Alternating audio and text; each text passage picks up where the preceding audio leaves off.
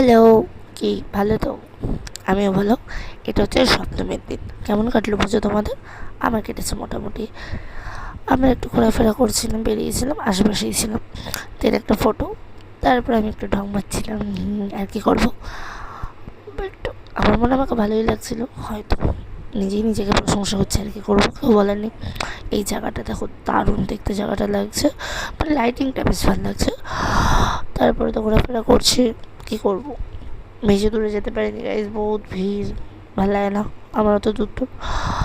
এই মণ্ডপটা দেখো, এটা দারুণ লাগছে, বাট ভিতরে ঢুকতে পারিনি, বহুত ভিড় ছিল, উদম ভিড়, কী বলবো।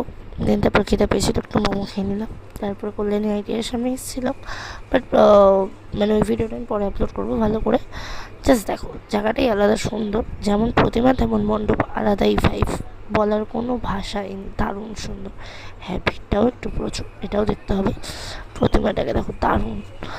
তারপর দাঁড়াতেও দিল না, ভাগিয়ে দিল, কি আর বলবো। তারপর একটা আইসক্রিম, 3 চাউমিন, টাটা।